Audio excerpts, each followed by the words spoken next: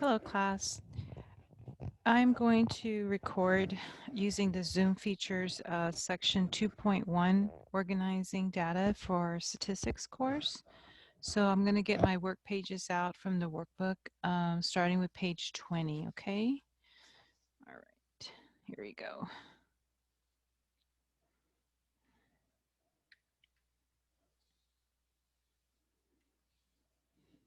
All right, so let's see. So what I want to begin by saying with on page 20 is, okay, we've got a set of raw data here. And I just want to point out that the smallest data value is 27 in this list.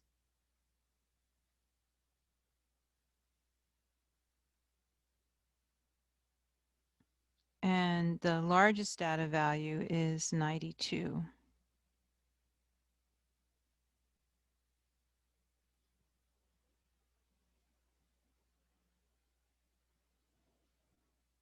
Okay.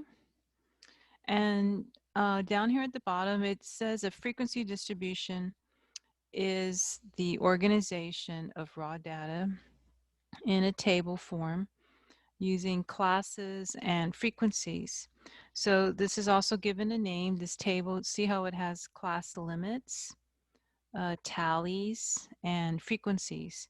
So the name given to these types of charts are called group frequency distributions.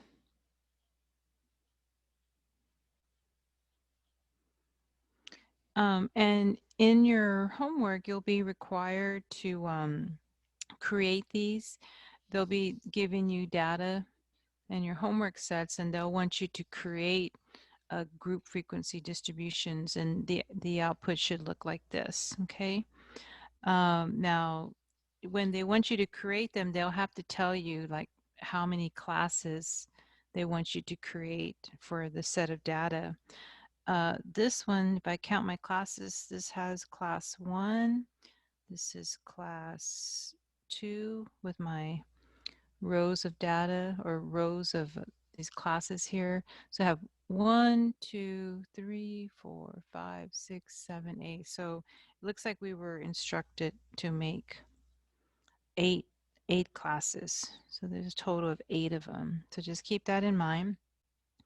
And these tallies, the way they obtain these tallies is that they just, you just have to go through the data and mark for every data value that you have. You want to see which class limit it falls under and put a tally. So like 45 sits in this class limit of 45 to 53, so that would count for this tally here. And then 46 also falls in that same class limit, 45 to 53, so 46 would fall in that same class limit. 64 falls right here in this class limit between 63 to 71, so you put a tally there. And we do a couple more, 57 and 85. So 57 falls right here in this class limit. 57 falls between 54 and 62. And then that 85 falls right here within this class limit, 81 to 89. And so you would do that for each data value until you get to the very end. Look how we have 71 and 62. So 71 falls right here, 63 to 71. And so that would actually be this, representing by this mark.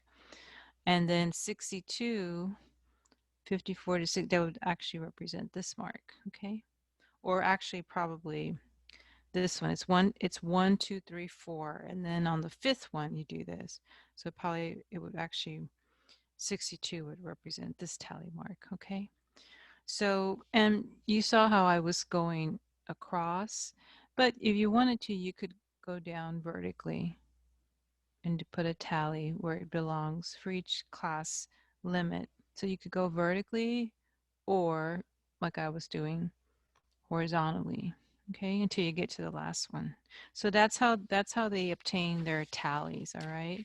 And then the frequency is the count of the tally. So this one had 1, this one has 3, this one has 9, this is 5, 10, 15.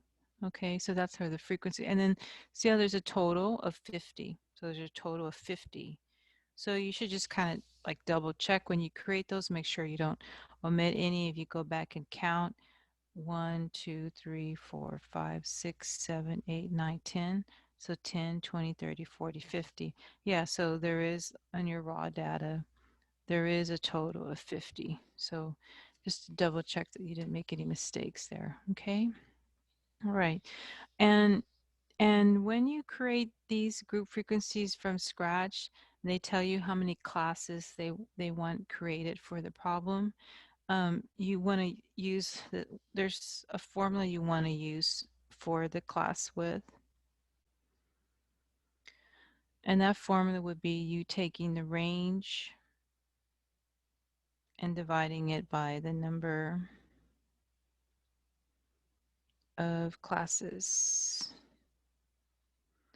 And range is the subtraction of the largest data value minus the smallest data value. And then you're dividing it by the number of classes. And so let's make a note here. So let me make 2 notes. When you use this formula for class width, you would be using this formula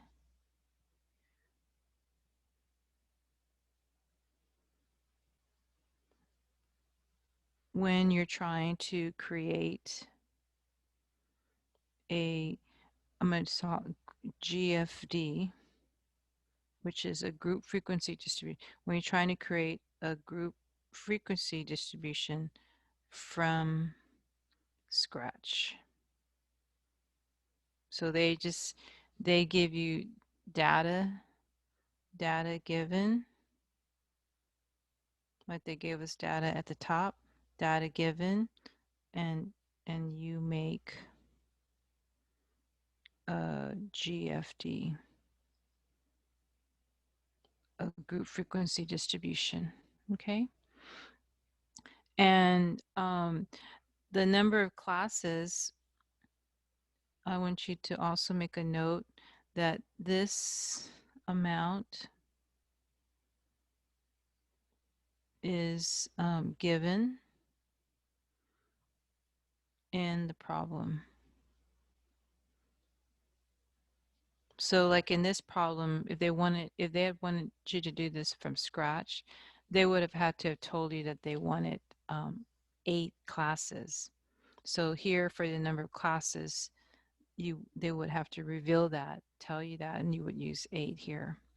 And remember how at the beginning of class, remember I told you the largest data value and the smallest, because I knew we were going to need that for this problem, which is 92 minus 27, and divided by 8. So when I use my calculator for that, you should include the parentheses, which is right above the 9 and the 8. The 9 and the 8 have the parentheses.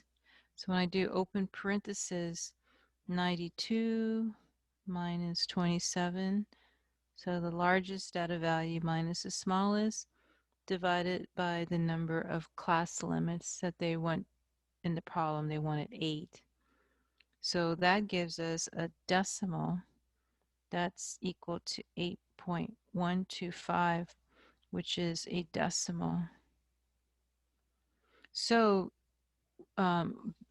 if you don't get a counting number and if you get a decimal, then for decimals, or I should say for non-counting numbers, which would be like decimals, okay, for example, we need to round what they call up. round up. And the reason why, like why round up as opposed to rounding down, this is because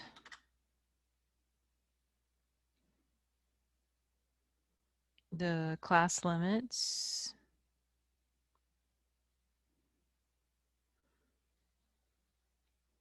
must be exhaustive. And what that means is that there must be enough class limits.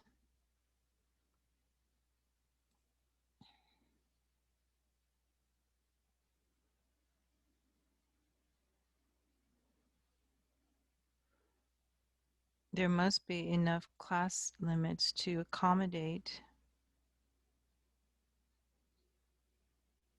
all of the data.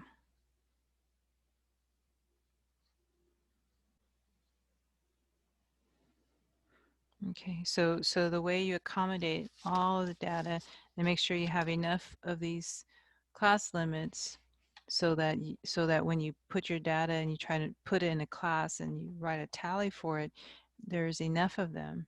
So you don't want to be short these class limits. So that they say the idea is to round up is what they say. And for us, when we round up, um, when you say round up, that means you want to round to um, the next counting number. So you want to round to the next counting number. So your decimal 8.125 is between the counting numbers 8 and 9. And so when you round up, this is what you're doing. You're just rounding up. It's not like regular rounding where if it's 5 or more, you increase the box digit. It's not like regular rounding. Rounding up means that you want to round to the next counting number. If you're going to round up, you round to the next counting number. So 8.125 is between 8 and 9.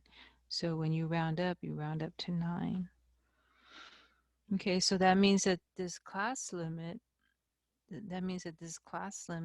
is going to be 9.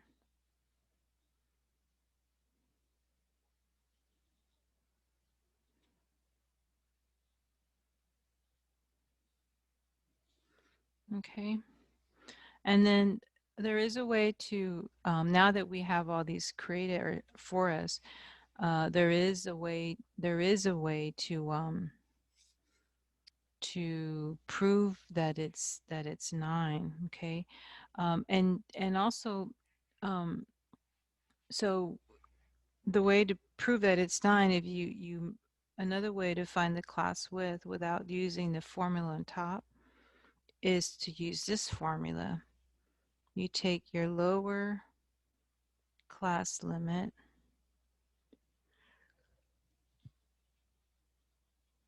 and you minus the previous lower class limit. So I have LCL minus the previous lower class limit. So and I'm going, for this example, I'm going to make use of class 8 and class 7 to calculate the class width.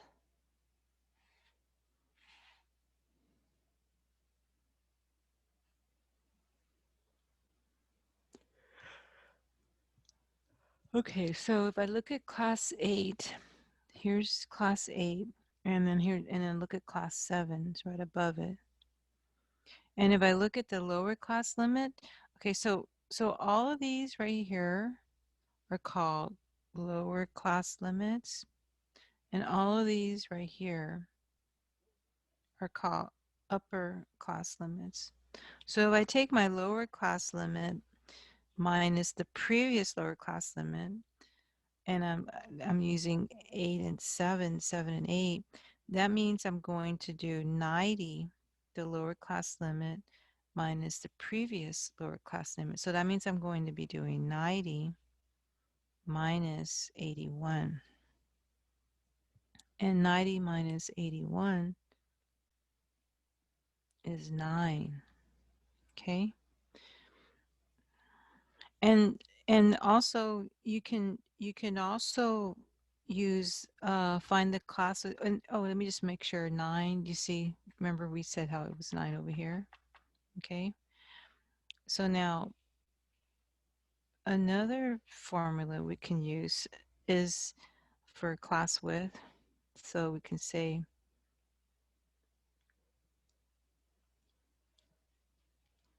class width equals the upper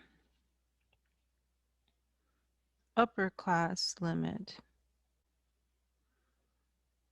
minus the previous.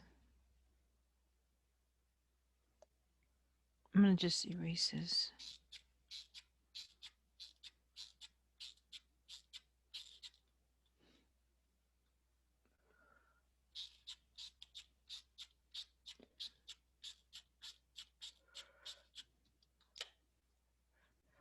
Let's see.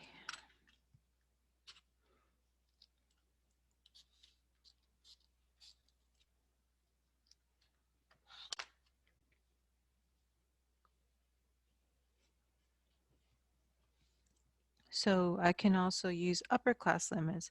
Upper class limit minus previous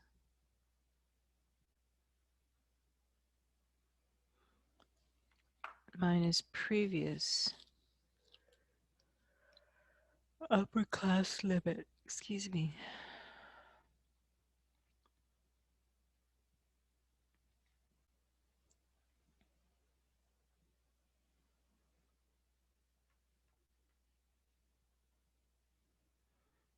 Okay. So if I abbreviate that, upper class limit minus previous upper class limit.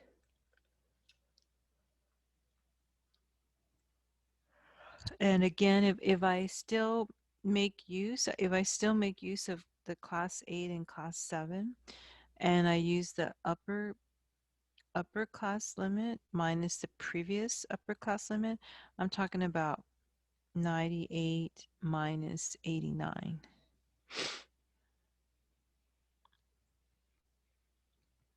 And that is 9. 98 minus 89. Excuse me. Sorry, excuse me. So you see how that's 9? See how that's 9? Okay. All right. So then that checks out. See, that's so we showed 3 ways. I had this formula at the top, range minus number of classes. We rounded up. And then I did this subtraction. These are like vertical subtractions, okay? And we got the same thing. We got 9, okay? So we feel confident that we did this correctly. And when you're building this from scratch, you would kick it off with the smallest data value.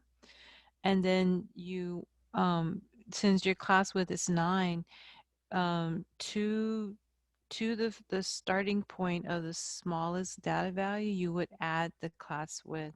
So the way we got 36 is obtained because you start off with 27, the smallest data value, plus the class width, which was 9. And you can see that 27 plus 9 is going to give you 36, which is how they got that here. Okay, how they got this. So this is This is the smallest data value.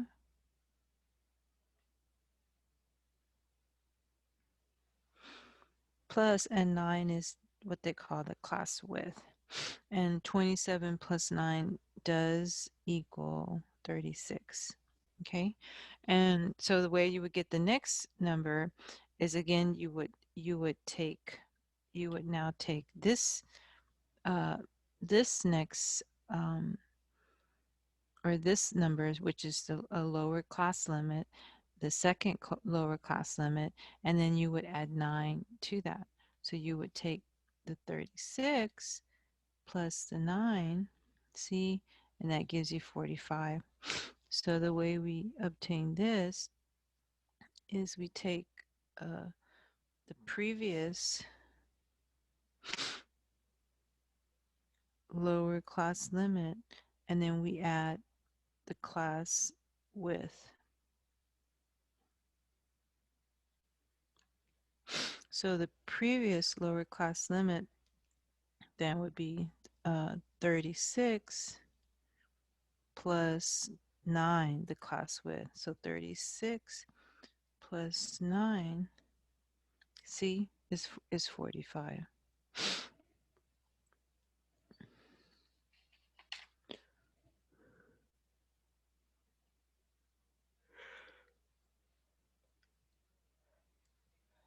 Excuse me. Sorry. Okay. Yeah, so you would just keep doing that. Keep doing that until you get 1, 2, 3, 4, 5, 6, 7, 8, until you get 8 classes. And that would have been because initially in the problem they're going to tell you how many classes they want. So that's how you would get that side. Okay. Um, and then I can show you also here, like the way you would compute this column is this number is basically one number less than this. Okay, so sometimes it's 36 minus 5. So this number here is calculated from it's basically the next lower class limit minus a form of 1. So that would be the next lower class limit is 36 minus 1, and 36 minus 1 is 35. And that's how they get this number, by subtracting 1 from this. But then the way they get this side is they just add 9. So now the way they get 44 is they take the previous upper class limit, which is 35, and then they add the class width, which was, remember, the class width was 9. So 35 plus 9, see, is 44.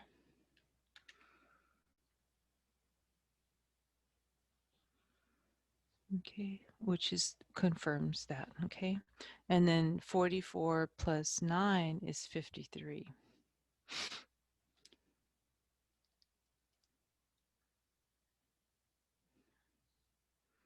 Oh, I subtracted, sorry. So 44 plus 9 is 53. Okay, and then they'd have to add plus 9, they get 62, plus 9, 71, plus 9, see, plus 9, plus 9. After 89 is 98. Okay, so that's just to show you how they obtain that. Okay.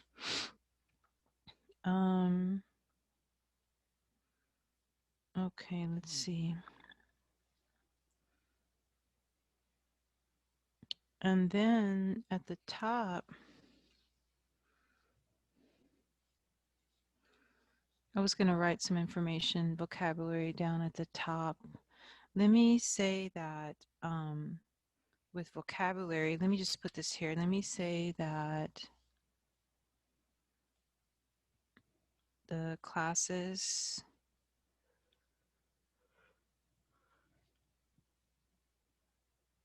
We're talking about the class limits. Must be what the word is, contiguous, which means, you know, that you should not have any gaps. Okay. So we can only omit a class if no data values exists for the first class or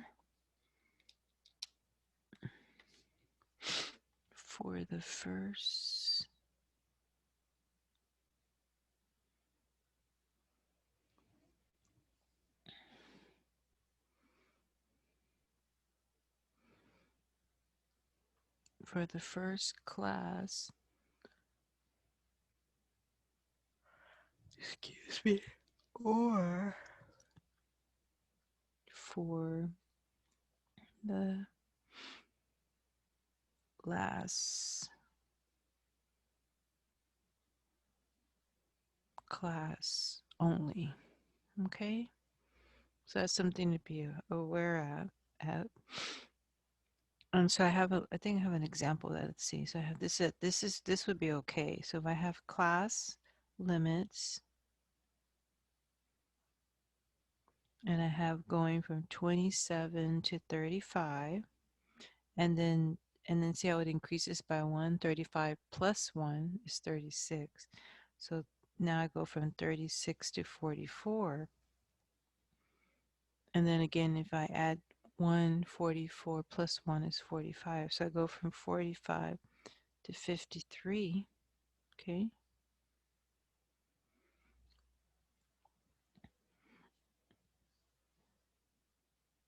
But on this side, I'm going to say that this is not okay.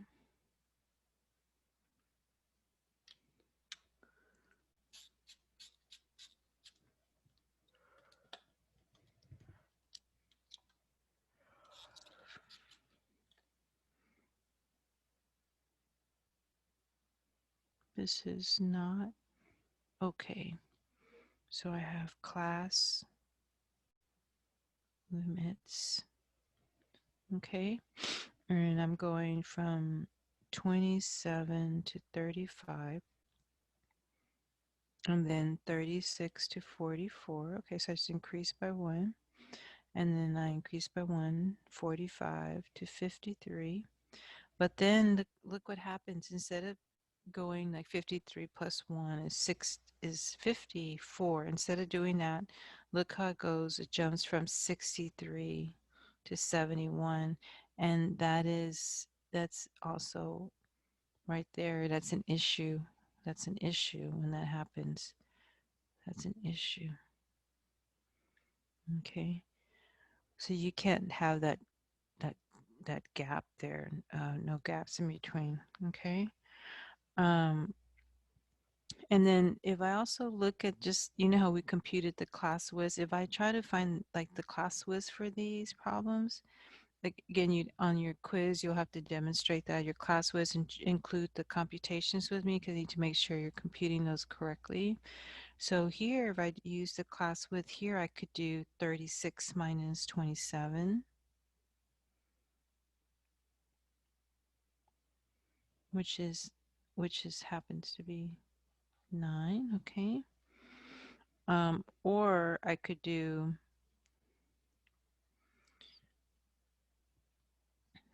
I could do 53 minus 44. Let me highlight that. So first I did 36 minus 27, and then I did 53 minus 44. Yeah. Yeah, so as long as you're subtracting and you're doing vertical subtractions, that would be fine. And you want them to be the same width, and we are getting the same width of 9 here, so that's a good sign. Okay. Um, Now here on this side, when I do my subtractions, notice how the class was going to be different. Notice how when I do my class width, notice how I'm going to do 63 minus 43.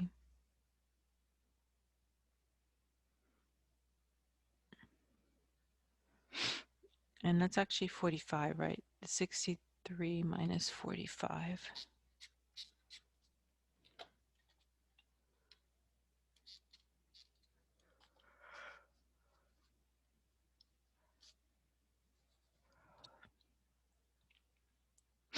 Yeah, so 63 minus 45 is going to give you 18. Okay, and then I'm going to do another computation. I'm going to do, so I did 63 minus 45, and now I'm going to just show 45 minus 36 now.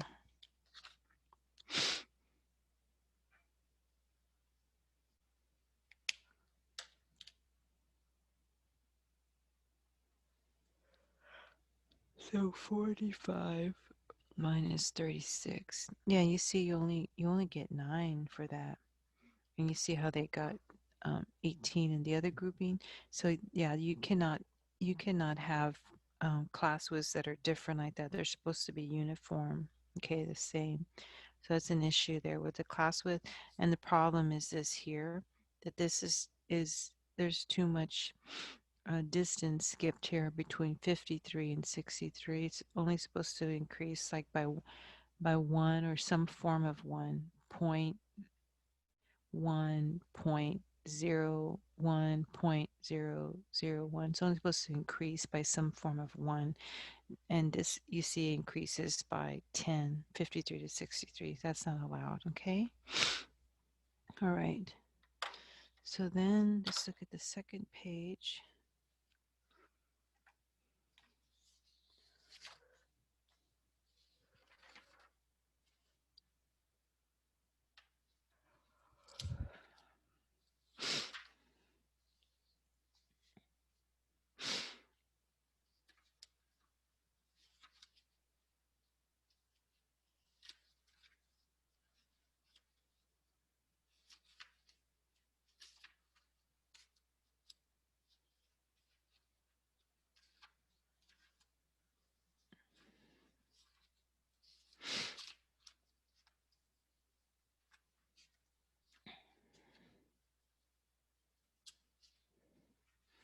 So I was looking for, I thought I had printed the study guide for quiz 2. I thought I had printed that. I don't see that here though, but you do have a little be able to study guide just like we had for quiz number 1.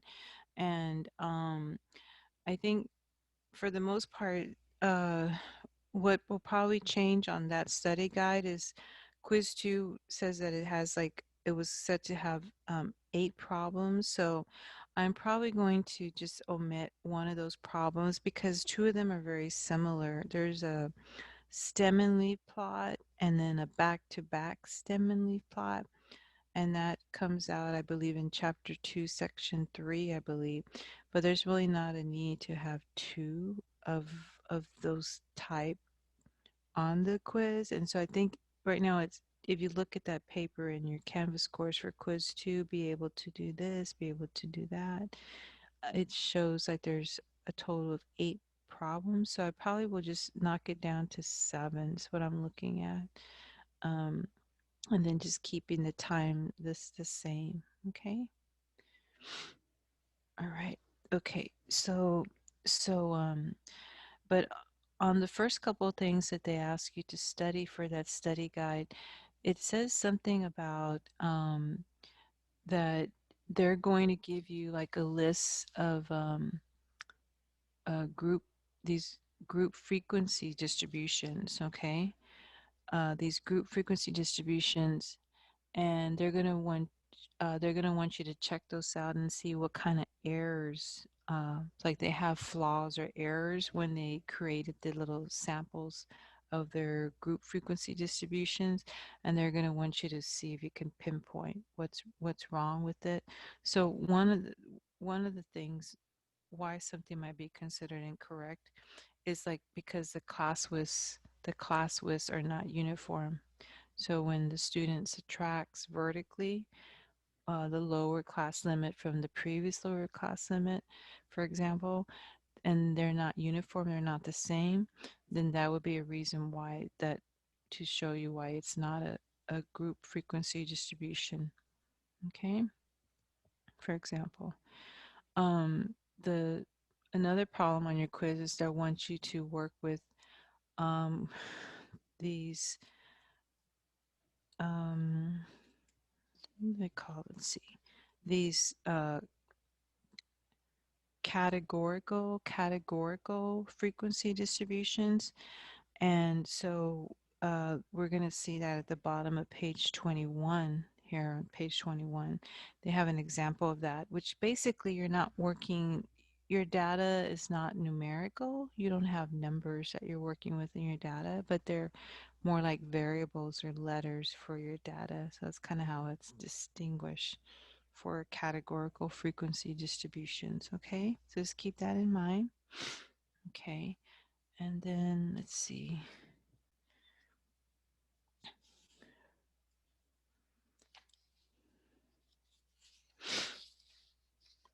So for this sheet, what I want to point out is that if we draw a silhouette,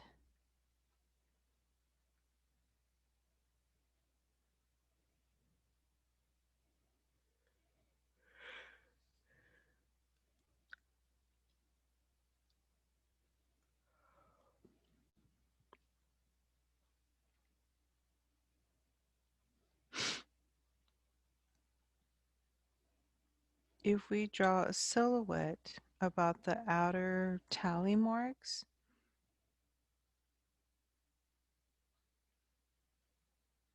and the reason why you would want to do that is if you wanted to determine a data's distribution.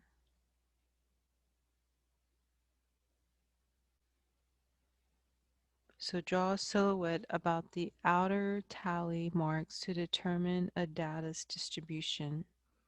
Okay, and so they have this picture here of the tallies on the side. So they like also put it here and turned it over on the side. They have that here.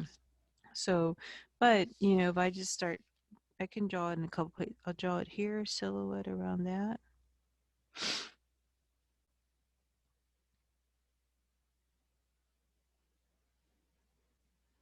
It's kind of what that looks like. Okay.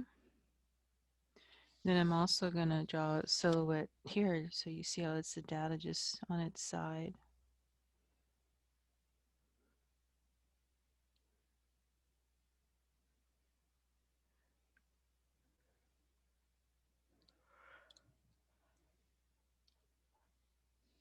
Okay. And when you do that, the first thing you want to identify is you want to identify your peak.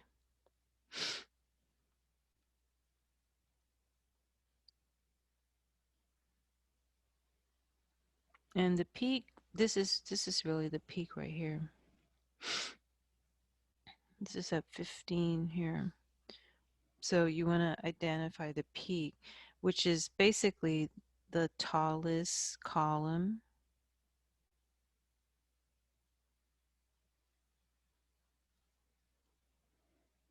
The tallest column of tallies.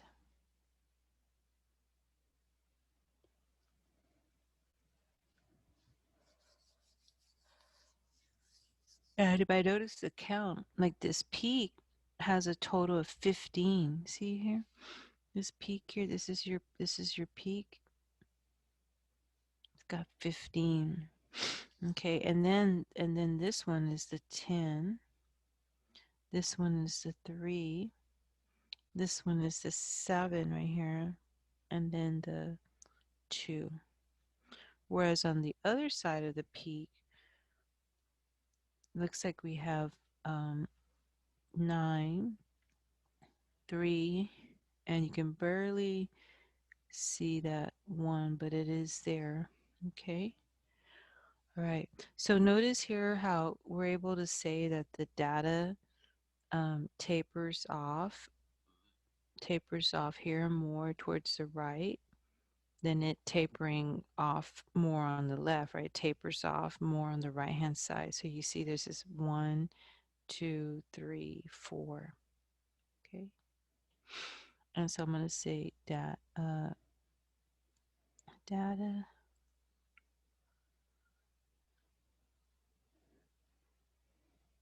tapers off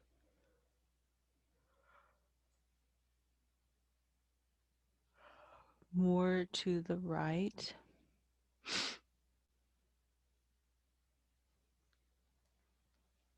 from the peak. And so we would say that this data uh, point or this data's distribution is more right skewed. Okay, it's more positively skewed. You need to write that down somewhere.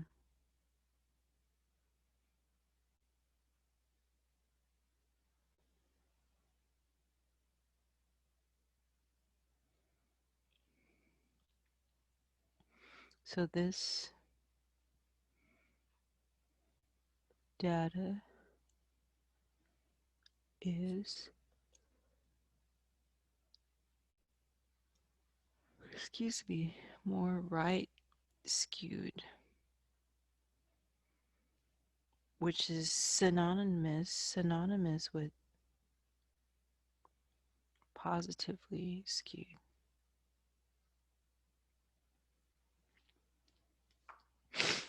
So the data tapers off more to the right, okay,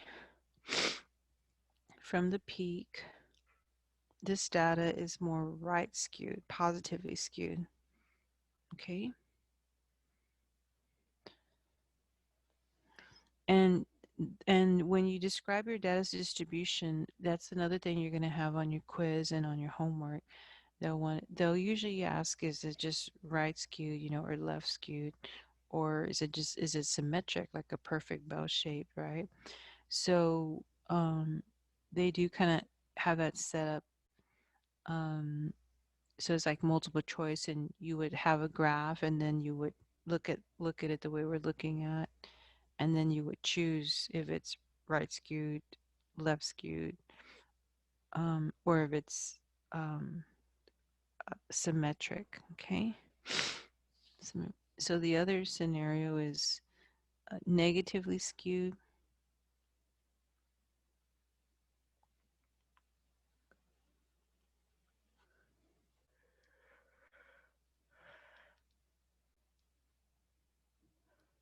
So negatively skewed is also known as left skewed.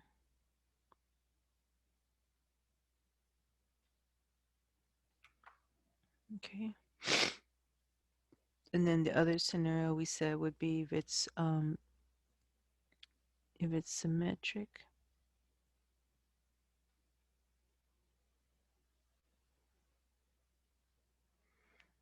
And that means symmetric is like bell shaped. That means that there's about the same amount of data on both sides. So it's one way to describe this, about the same.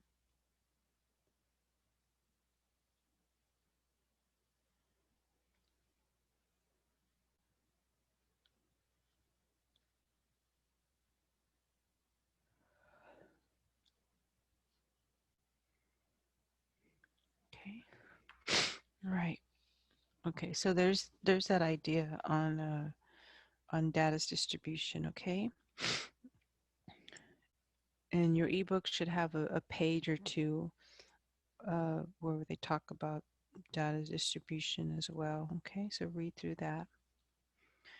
Okay, then the next one is this, what we're talking about, the categorical frequency distribution that's coming up next here. And if you look at your data, see you don't have numbers. There are some type of letters that you're going to keep track of, okay? And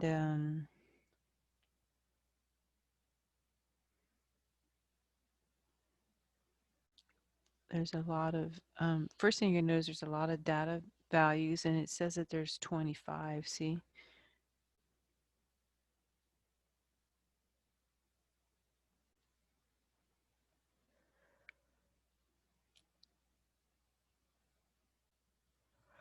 So if I count, just to be sure, 1, 2, 3, 4, 5, yeah, 5, 10, 15, 20, 25, yeah, so it came through, there's your data listed there, okay? And you'll have one problem on the quiz like this where you want to set this up and create your um, your categorical frequency distribution. Okay, so some of the things we're going to keep track of for this problem. Let me look at page 22 because that gives you a good idea.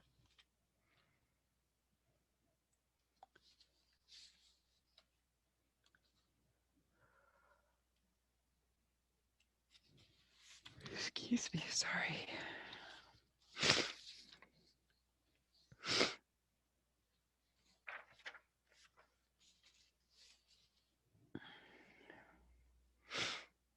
Okay, so if you look at these steps here, they want us to, they're saying the blood types will be used to construct a table. And so I'm going to put at the top that this is to emphasize that this is for the categorical frequency distribution.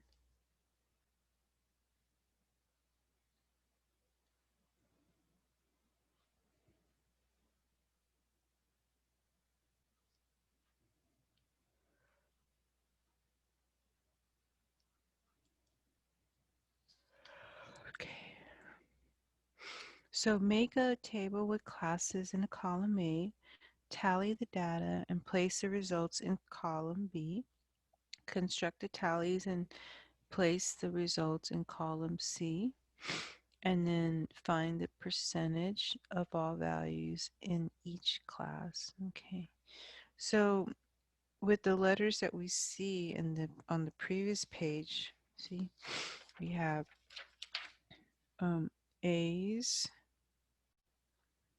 we have B's, we have people that have blood O, excuse me, and then people that have, excuse me, AB. Okay. Okay.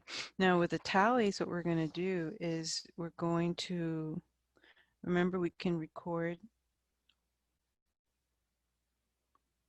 tallies. Remember you can go along either horizontally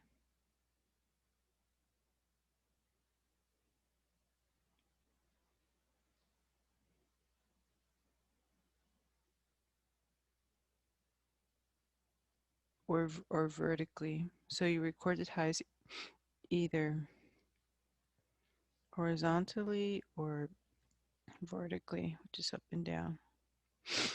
Okay. So if I do that and I start, if I go, see, A and then O. So A, put tally there. O. So A, O, and then a B, A, A, B. So B, A, A, B. Okay, so I finished the first vertical row, so I have to do that now again. So it's B, O, B, O, A. Okay, so B, O, B, O, A.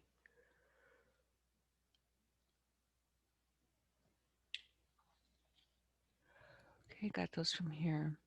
Okay, then I have two B's. So you see, fifth one goes across diagonally. So I have two B's and three O's.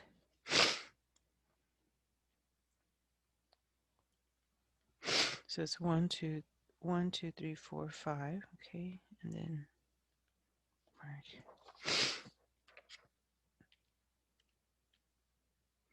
Okay, then we have two ABs and then an A. So two ABs, then an A. Okay, then we have an O and a B.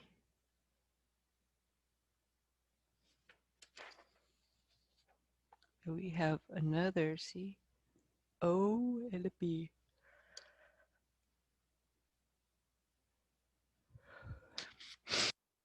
O and then AB.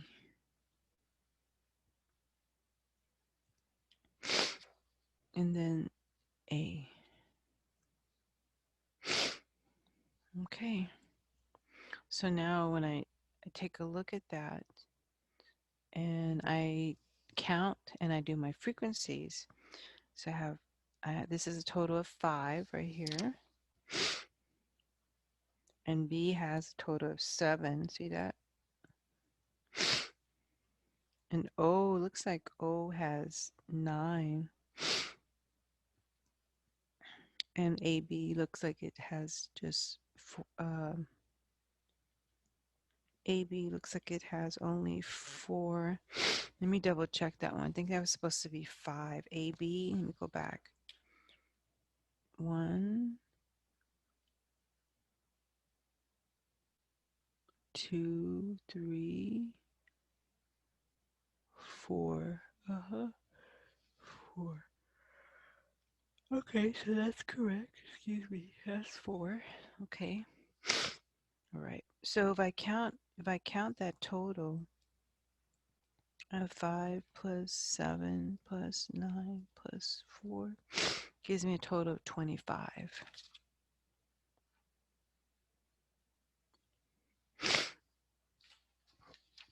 And I think on your quiz, and I think you'll be able to tell when you do your homework, but I think on your quiz, it just quizzes you up to that point. We're going to compute a percent now, which requires that formula F divided by N, frequency divided by the total number in that frequency, which remember was, I believe it was 25. There was 25 data values. So you do F divided by N times 100. Okay. And so when I do that, F, the frequency is 5 divided by 25 times 100.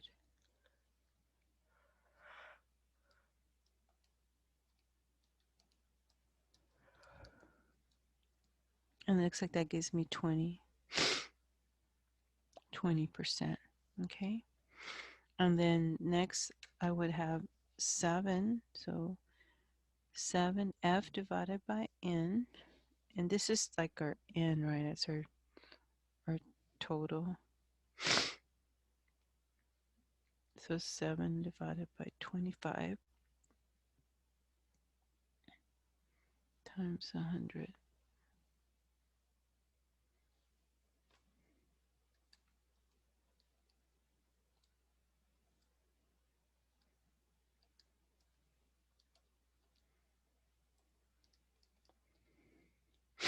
So it looks like that's also 28 when we compute that.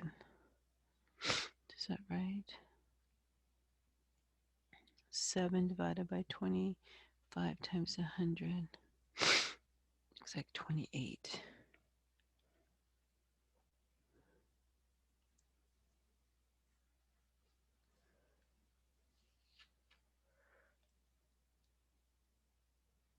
Okay, we look at the next one, 9. We're at 9 divided by 25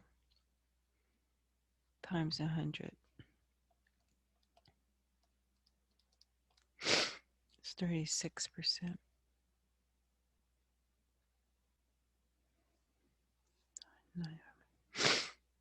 Okay, and then I think we need one more, 4, right?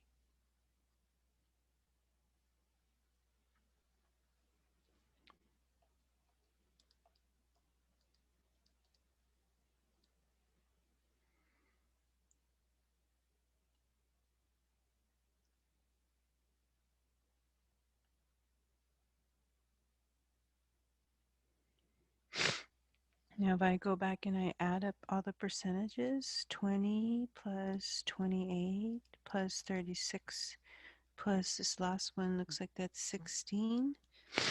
That's good. See how I get 100%? So that's good. Let me just make this 16 a little bit better looking here.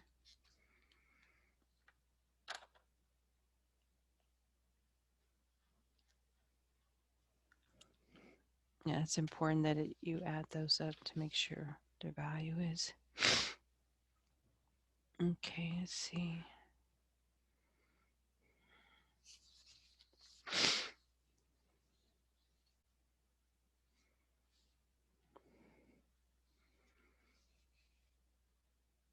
Okay.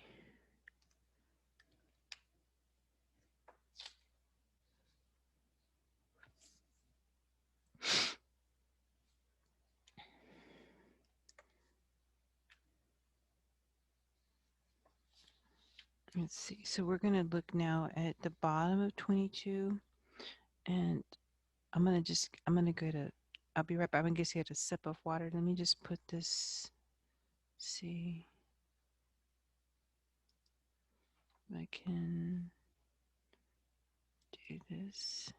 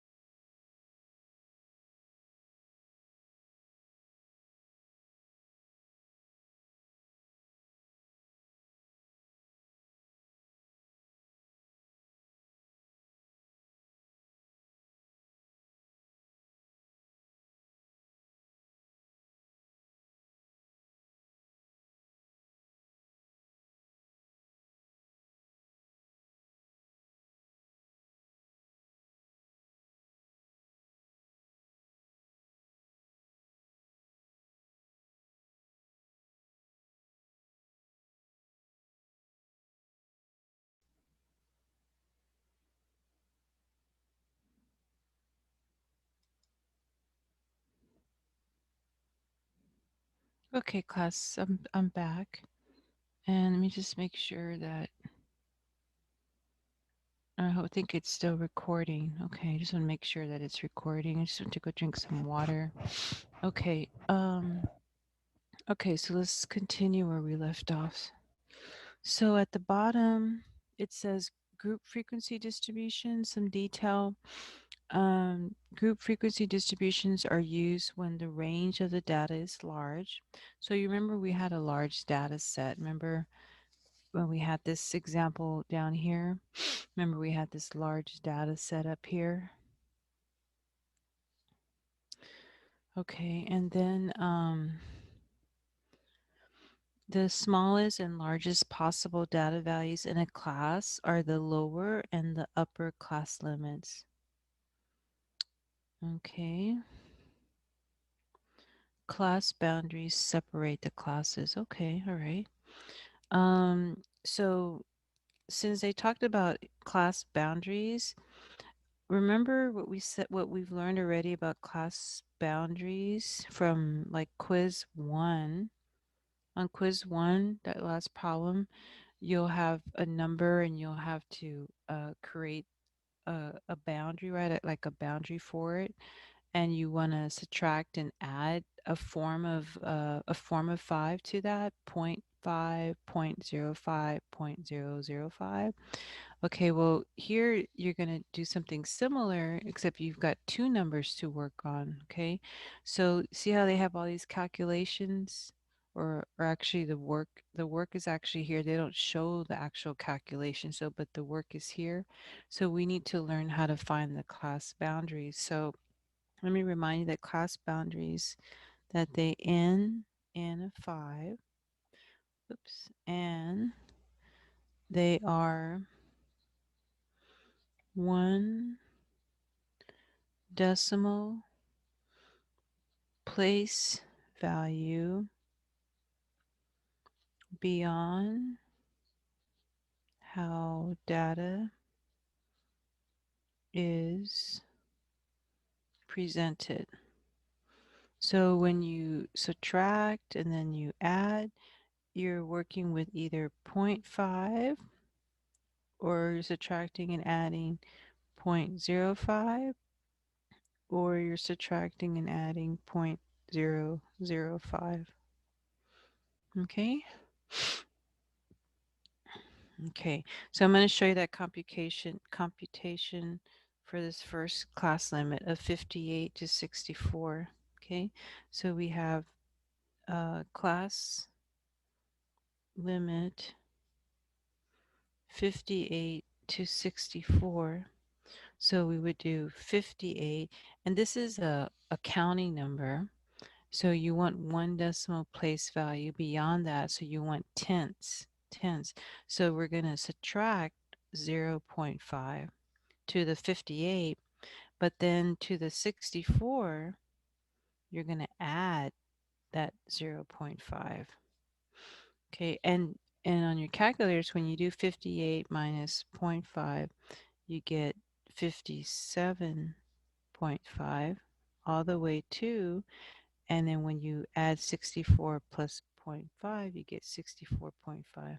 And you see how that matches this, see how that matches that? 57.5 to 64.5.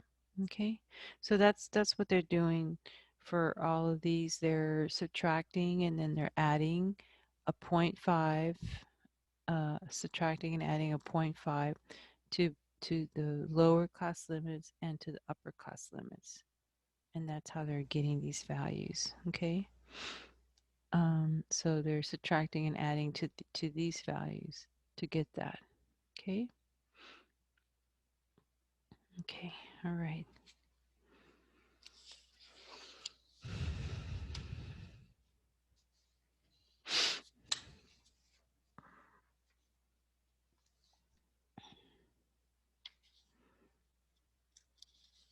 Okay, we look at the next page.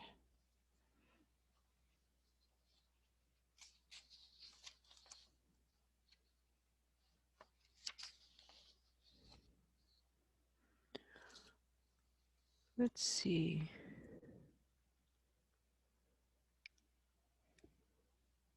So here, it looks like this is another recommendation that the book has to find class boundaries. It says to find a class boundary that you can average the upper class limit of one class and the lower class limit of the next class. Okay. I usually don't do that or compute that. I usually work with subtracting and adding a form of 0.5, and that works just fine for me, but the workbook sometimes has other ideas or ways to get to that. Okay.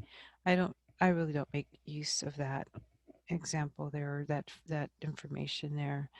Um, let's see. If I look at the bottom here, it says rule: the class limit should have the same decimal place values as the data. Okay, So the class limit should have the same decimal place value as the data. That's true. If we go back to the first page, see how your data is counting numbers? Well, look at your class limits. These are also counting numbers. And so that's true.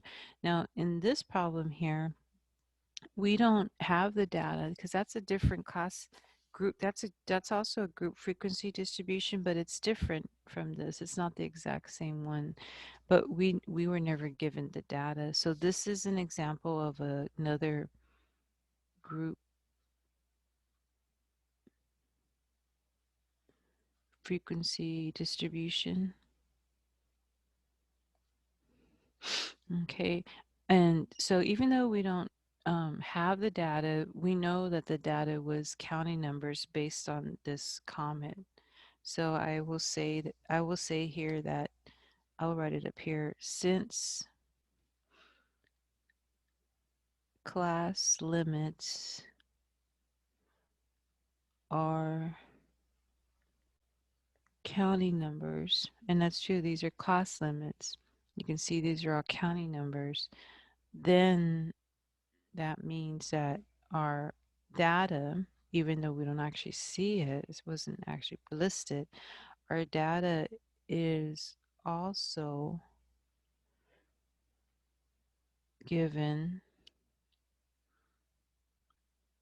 as counting numbers. Okay. And let's see, what else do they say? So let me let you write them. I'm going to read at the bottom here. What else do they say?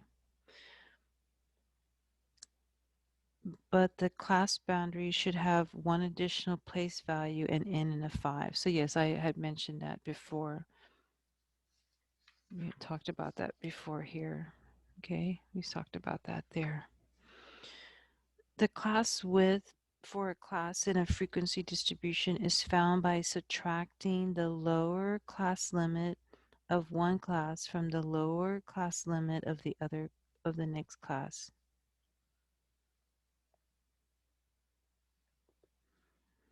Yes, and we did that on the first page. On the first page, you saw me subtracting. You saw me subtracting, and I was doing this vertical, like vertical subtractions.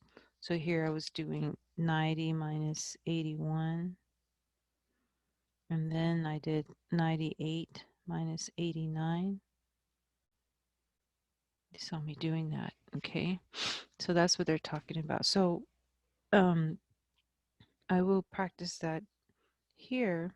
If I ask you for this problem, that's this group frequency distribution, if I ask you to find the class width, and we're going to do vertical subtraction. So we're going to vertically, you want to subtract any pair of basically lower class limits. So CW stands for, class width is equal to, let's say I have the second lower class limit minus the first lower class limit. So the second, this is lower class limit, upper class limit.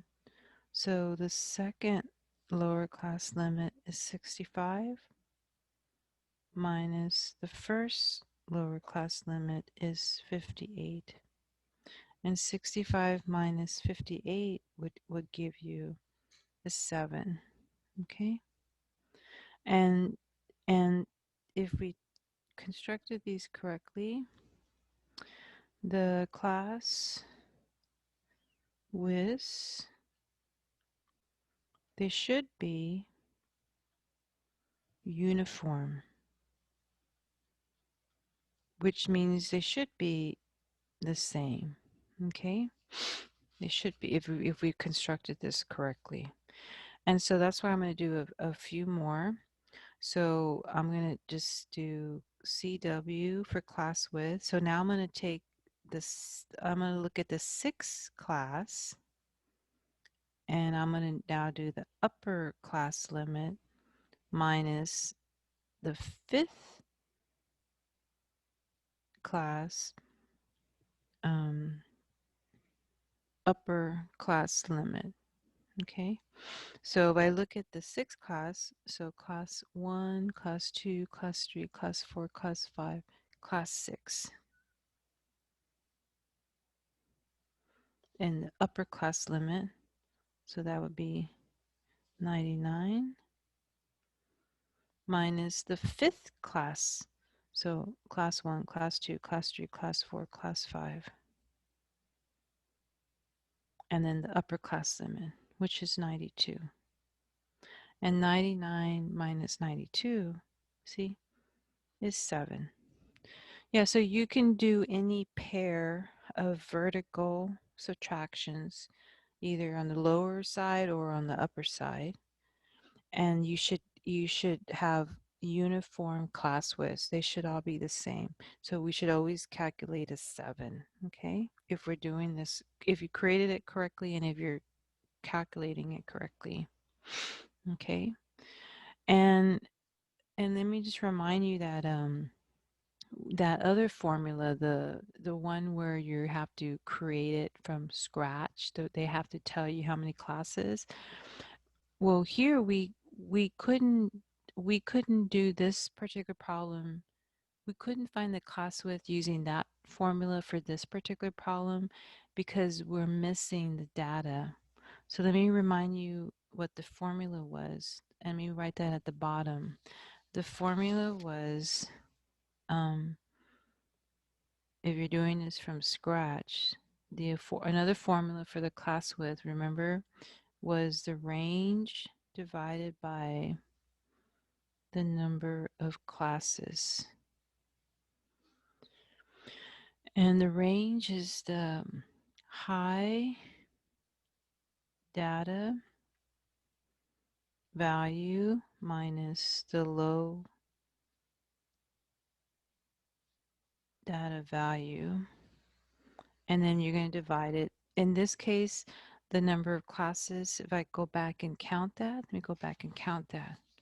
So this is class 1, class 2, class 3, class 4, class 5, class 6, class 7. So, and it's just coincidence.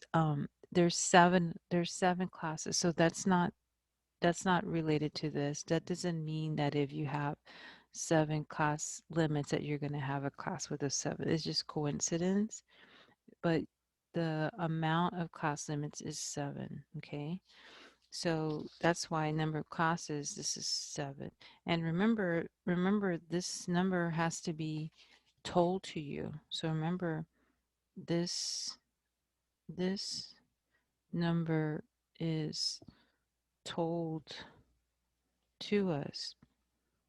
So if they say we have this data and we want you to create a group frequency distribution from scratch, they would have to tell you, and we want 7 class limits. We want 7 class limits. We want 7 classes. Okay. That has to be given to you. That's a must. Okay. And that's how you know what to divide it by. But then we're stuck there. Oh, wait, we do know one more thing. We don't know the highest. We don't know the highest data value. So I'm going to do high minus, we don't know the highest data value, but we know the lowest one. We know that it kicks it off at 58. You know, the lowest one is 58, but we don't know the high. So it's high is, and we cannot assume that 106 is the high. We know the high is somewhere in here. You see there's two tally marks. We know it's somewhere in here, but we cannot just guess, okay? In the first problem, remember we had all the data. We knew the smallest was 27 and the largest was 92. And you see they kicked it off with 27. And you see the 92, see, it fell between 90 and 98. Yeah, but it wasn't 98. Okay. So we get stuck here. We cannot identify the highest, only the smallest being 58, and then we would divide that by 7. Okay, so but then we're stuck. We can't do any more math. And then um, just remember that if we had a, a decimal, whatever this equals, um, if you either get a counting number or a decimal. So if you get some kind of a decimal answer, then remember we'll have to round up.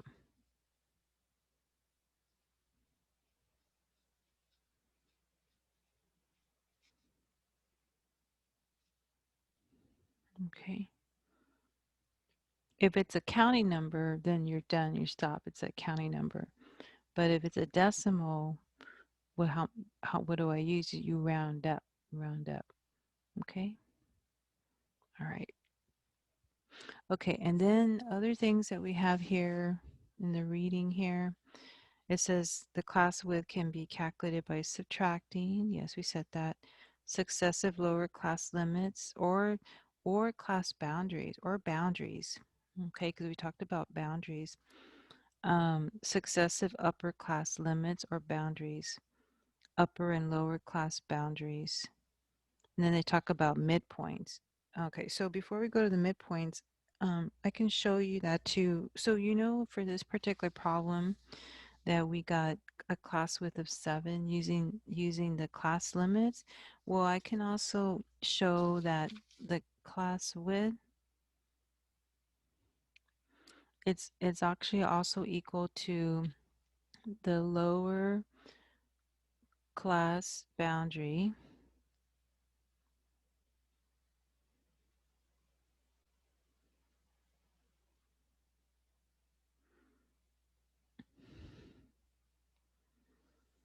minus a previous lower class boundary.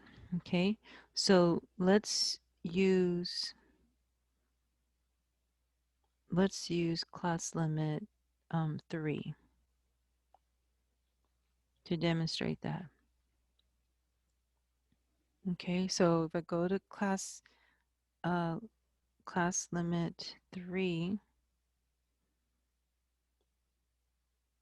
and I'm actually not using the class limit, I'm using the class boundary. So let's use class boundary 3.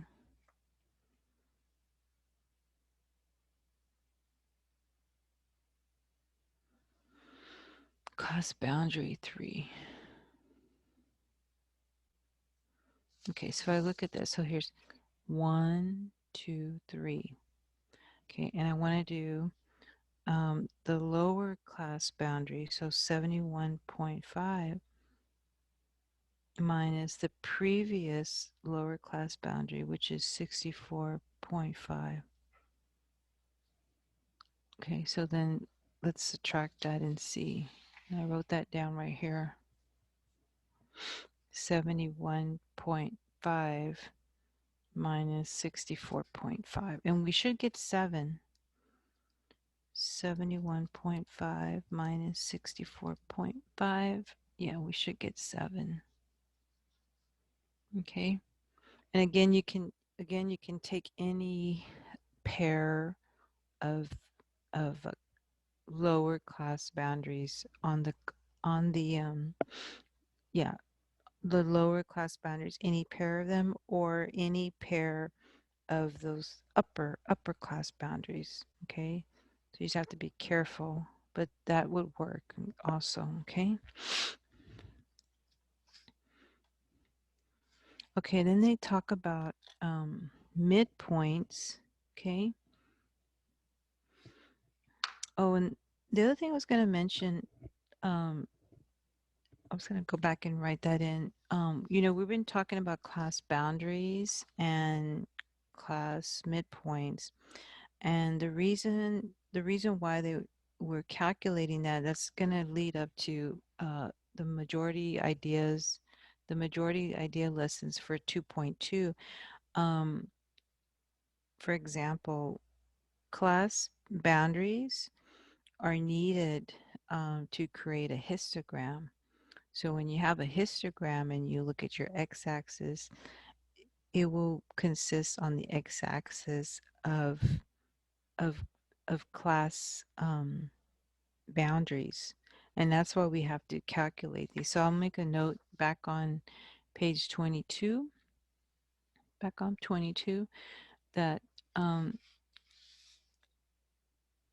let's see,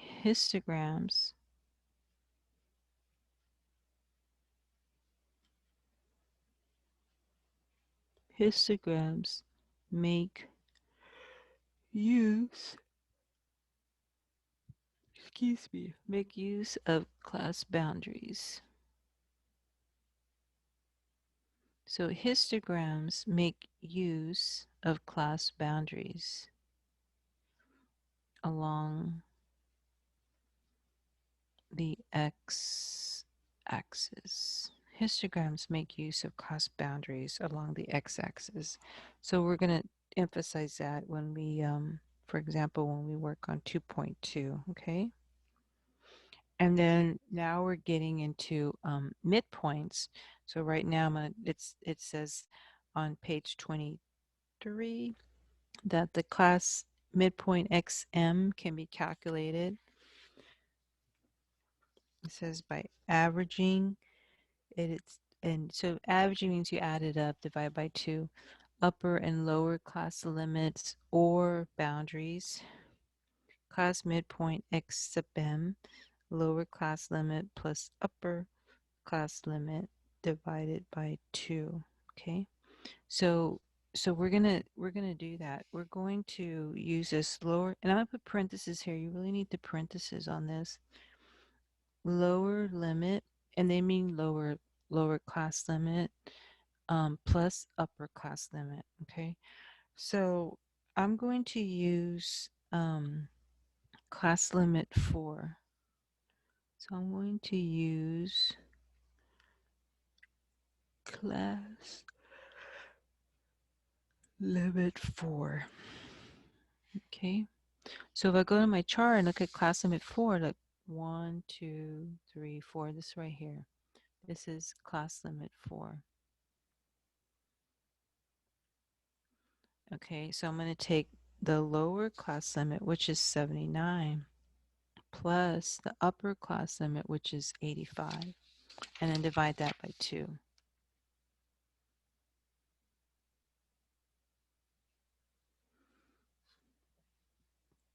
Okay, so I took the lower class limit. I use parentheses 79 plus 85, close parentheses, divided by 2. And see how we get 82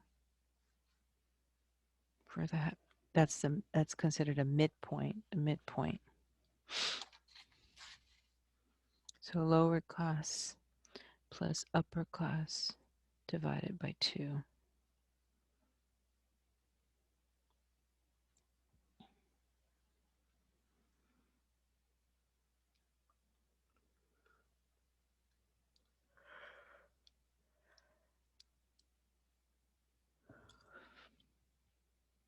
And it says you can do that by using the upper and lower class limits, or it does say the boundaries. It does say the boundaries.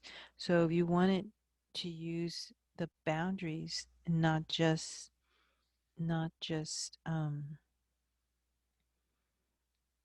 the limits, you could. Okay, so let's see where I can squeeze that. Let's see. I think I can put that right here. X sub M, and I'm using the lower class boundary plus the upper class boundary, and all that divided by 2. So the lower class boundary plus the upper class boundary.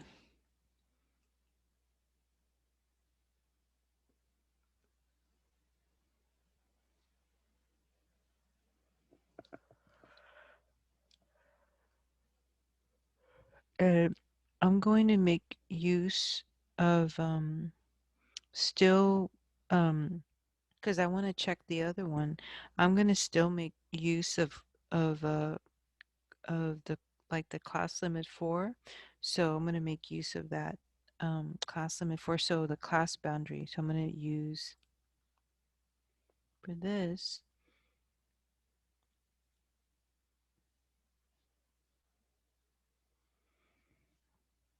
the class boundary 4. So 1, 2, 3, 4. Here we go. So the lower class boundary plus the upper class boundary divided by 2.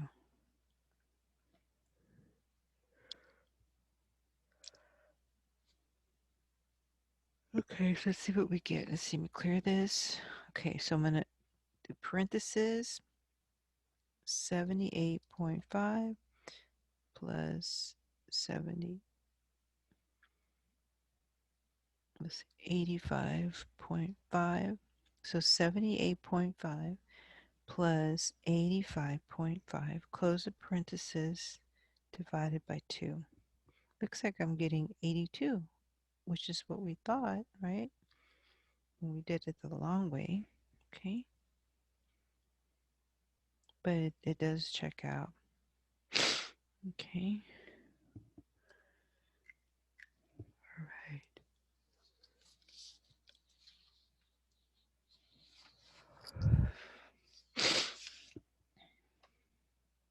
Oh, and one more thing I was going to mention too. The reason why we have to know how to calculate these midpoints, XM midpoints, is because when we go to section 2.2, I believe we're going to be drawing some frequency polygons and whatnot.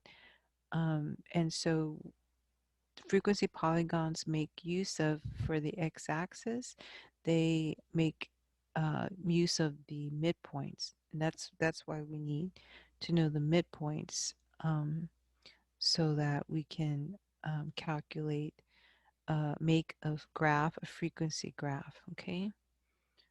All right. So I guess I can write that down somewhere. So write that down somewhere. So, and I'll kind of word it the way I did over here. Let me see. I said over here, I said histograms make use of class boundaries. So I will say frequency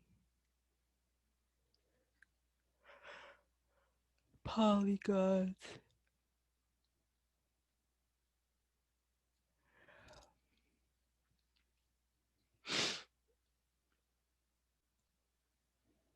Frequency polygons make use of class midpoints.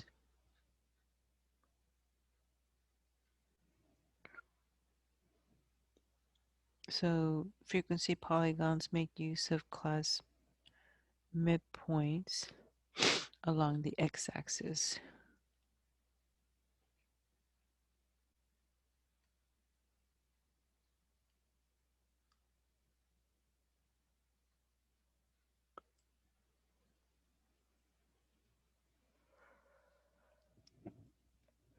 Excuse me. Okay, let's see. Frequency polygons make use of class midpoints along the x-axis. Okay, I'll just circle that so it's contained there. Okay, all right.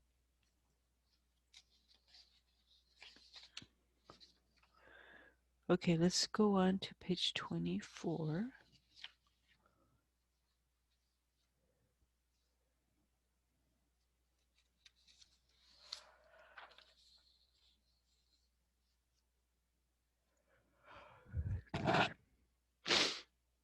me see. Okay, so I don't think I need to say anything about this. Let's see.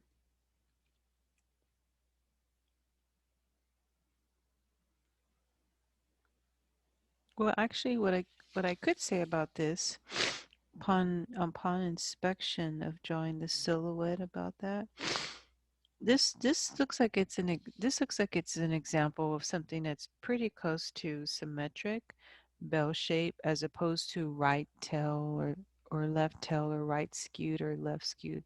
This looks like it's pretty evenly distributed already. I don't I don't think anybody would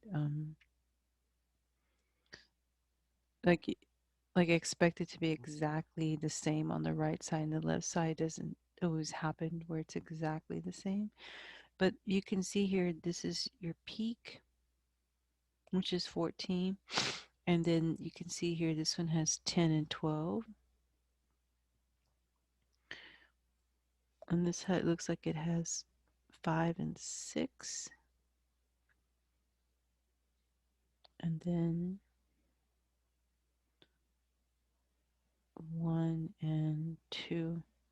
So this is pretty much, pretty much symmetric as opposed to left tail, right tail. You can see only because it's pretty close to the same amount of data on both sides.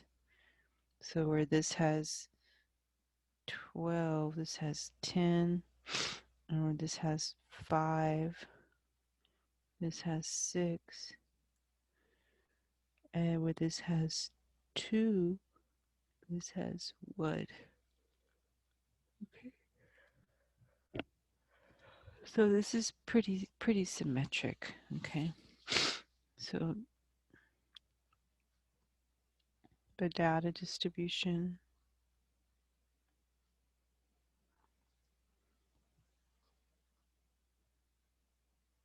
is pretty much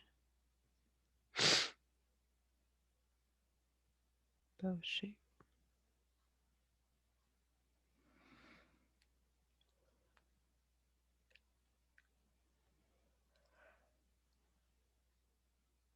Because that is not right tail, it's not left tail. This one's pretty much bell shape, which they call it symmetric, okay? Okay. All right. Okay, in the bottom, there says rules for classes and group frequency. There should be 5 to 20 classes. Okay, I don't really know if that's exactly needed or not. I know that actually on number 2, I actually, I actually in the past have had my students skip 2 because when you try to apply 2, it seems like it makes the work and the calculations wrong in the Connect Math homework sets. And so I just think about all the examples, problems, and things that we did in class.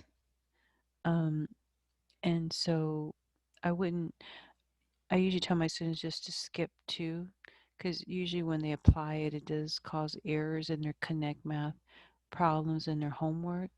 And so uh, we should be fine not making use of skip step 2, not making use of it, and then doing your homework in Connect Math and getting problems correctly without having to do this. So in the past, when we've tried to apply this, it seems like the Connect Math homework is not following this step 2 here. So I just usually tell students just to skip step 2 is what I usually mention. And then here they have again class limits. Excuse me, class midpoints. And I keep emphasizing the parentheses. The parentheses are important. If I were to forget the parentheses, let me just show you and do the problem without the parentheses. Okay, you see here how I have here parentheses 79 plus 85 close parentheses divided by 2. And that gives me 82. Okay, watch what happens when I take off the parentheses. 79 plus 85 divided by 2. See how you don't get the correct answer? So the parentheses are important. You do need to input them because otherwise it's not following the PEMDAS.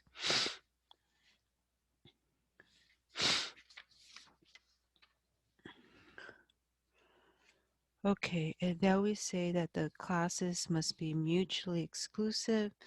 And what does that mean? That means that there's no overlapping class limits, so that data cannot be placed into two classes.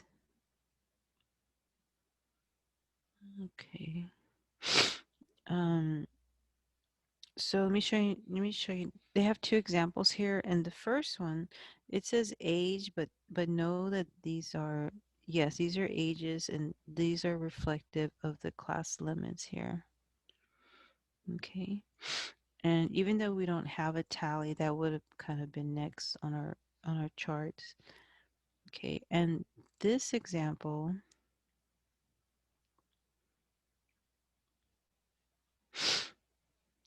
is not,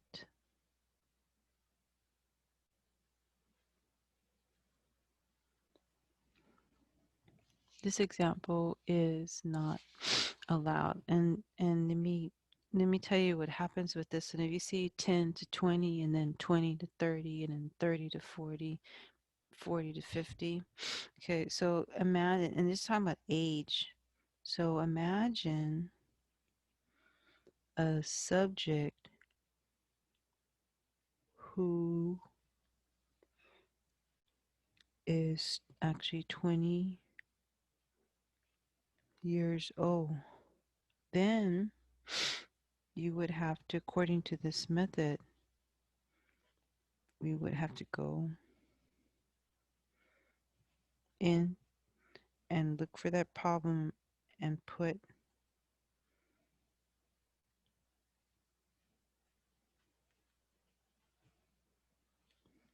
so imagine a subject who is 20 years old. Then we would have to put a tally for one subject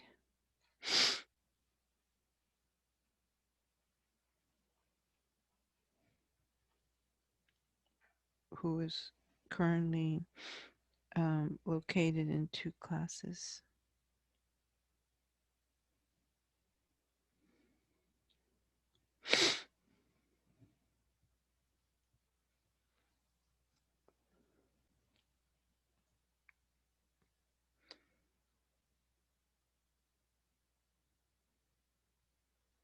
Yeah, so if you somebody were 20 and you're putting a tally, this is telling you that you'd have to record a tally here, and then you have to come over here and record a tally there also.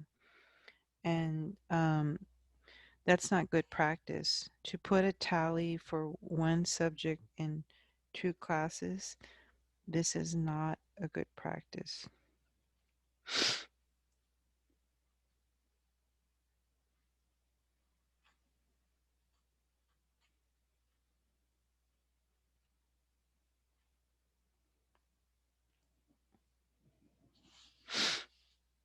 Okay, now the other little information that we have here, this is okay. So this or these these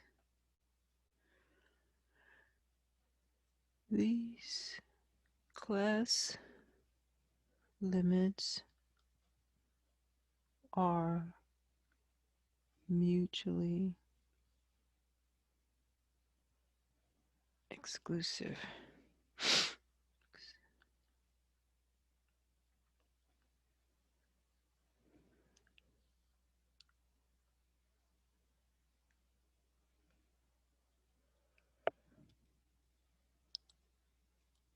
And remember that there's no overlapping. Okay, so you see it goes 10 to 20, 21, 31, 32. So everything looks good as it should be.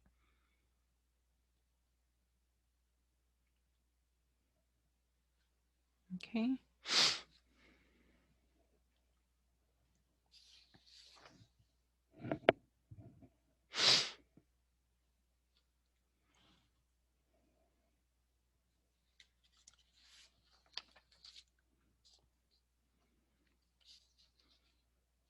Okay, let me do something a little bit more on pages 25, but then I'm going ahead and stop there for the first part. Like it'll be like a part one and like a part two of the recording then.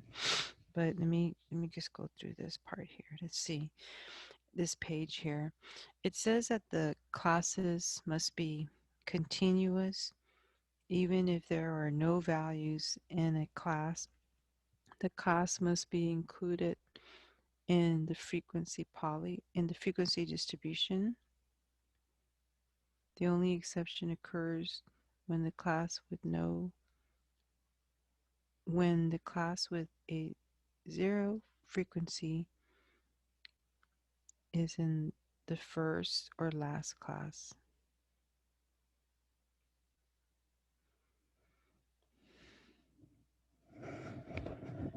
Okay, then they also say that the class must be exhaustive. Excuse me, there should be enough classes to accommodate, for the data. And then number 6, I have something to add to 6. The classes must be equal in width, except in open-ended distributions. This avoids a distorted view of the data. Yes, let me give you an example of what they mean by open-ended.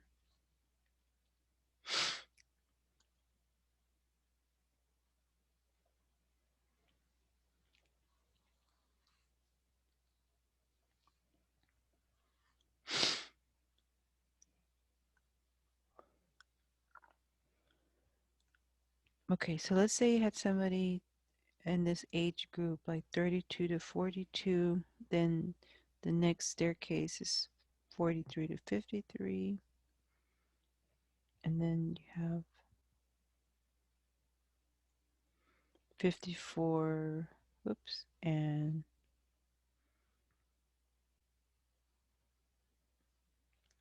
54 and above.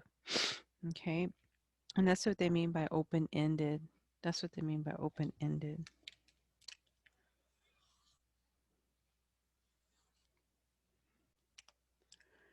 So if I wanted to find another frequency, let's say the frequency was 4, 10, excuse me, and 18, okay? All right. So the class width, let me compute the class width. I'm going to do 54 minus 43. And it gives me 11. Or I'm also going to do CW for class width, and I'm going to do 43 minus 32.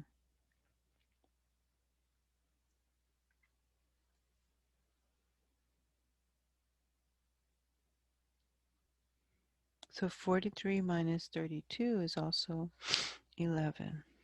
Okay. Or if I wanted to do 53 minus 42,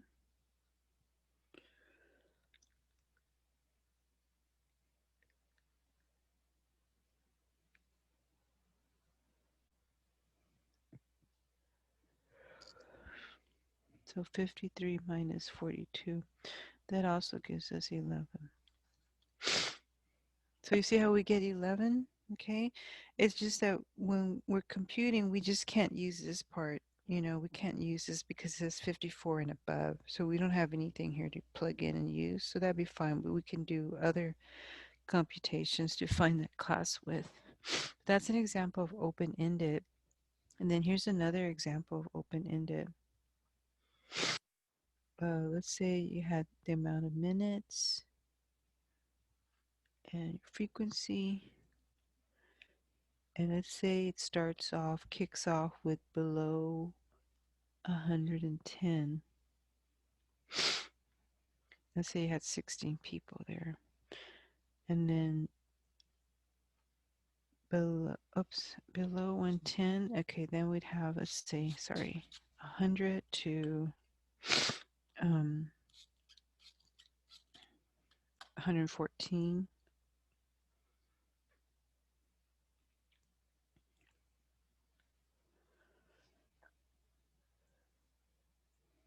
So that would be 24, I suppose, and then 115 to 115 to 119.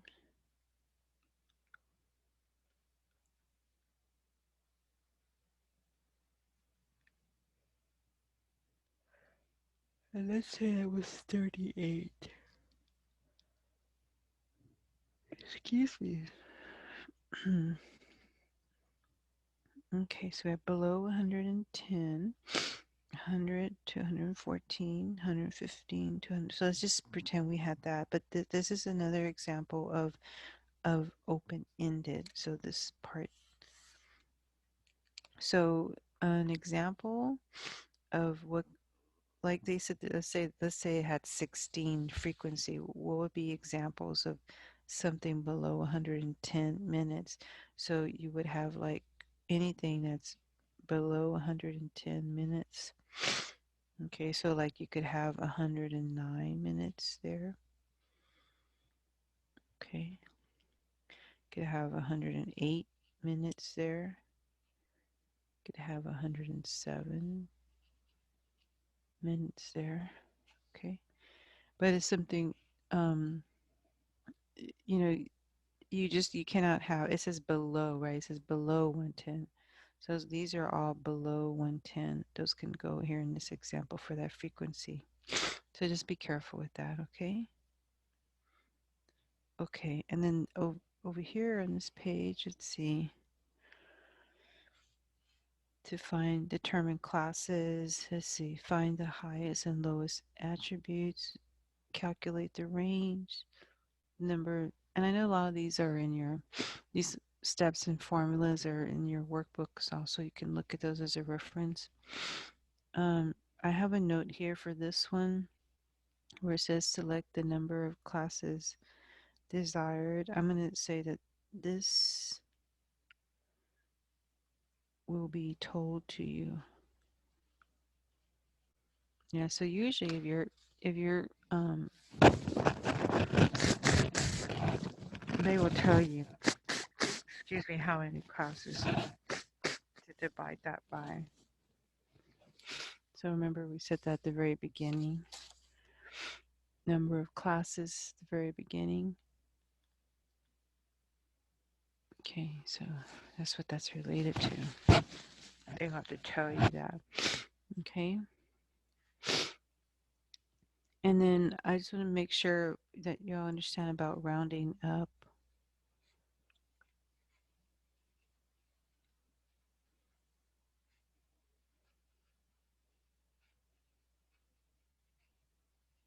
So round up means rounding.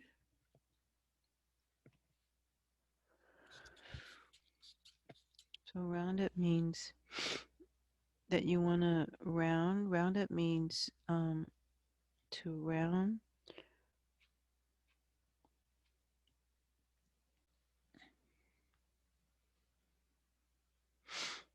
Round up means to round data.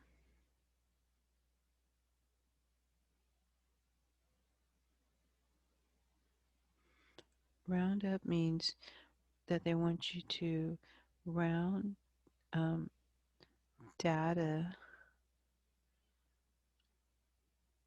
Let's see, that sounds funny. Round up means to round data. Round up means to round data, round any. Round up means that you want to round any decimal value. Round up means that you want to round any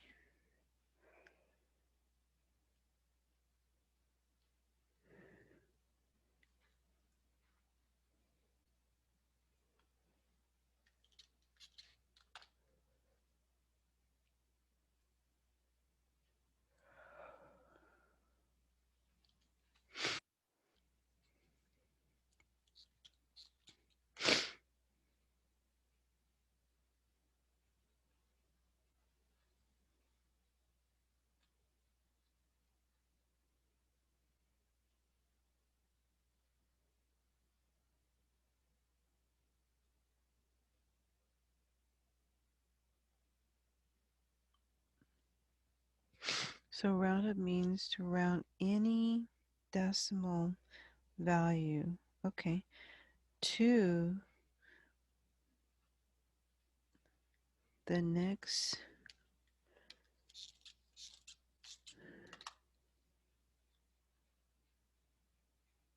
county number. Okay.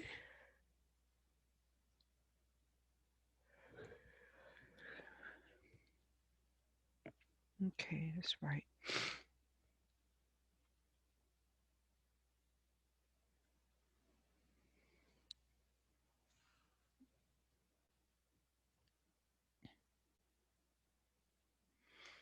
Okay.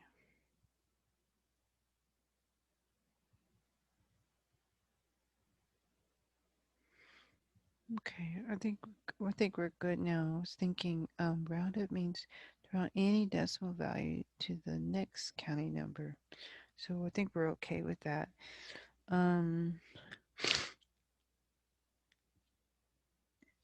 Yeah, so they're talking about um they're talking about this is for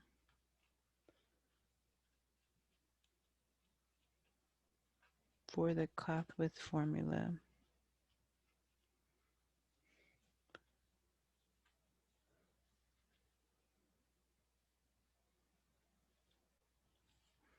So cloth width is equal to the range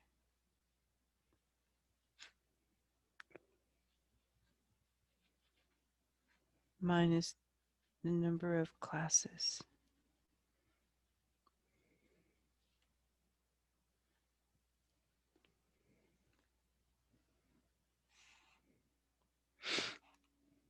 That's an R. Okay. Okay, so range is the number of range divided by the number of classes. Okay. All right. So I think this is a good place to stop, and then when I do the second recording, I'll pick up with page 26. Okay. And I did put a couple of PDFs, clean PDFs, unmarked. If you wanted to print them, I think that would be helpful because like I'll be making use of this sheet. So yours is going to be printed in white.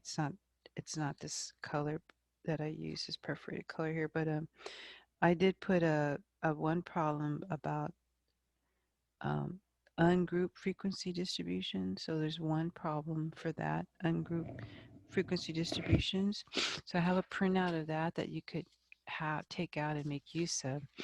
So we're going to go over that problem. And then I think I had one more printout. Let me see. I think the other printout I had, I think, was for 2.2, and it has to do with graphs, like a histogram and frequency polygon. So I thought that maybe you could bring graph paper, and when we work on 2.2, we'll make use of those sheets. But I did put some clean sheets, PDFs, in your like quiz 2 related folder that you want to have or bring to class with you when we go over the material, right? So I hope that makes sense. Okay. All right.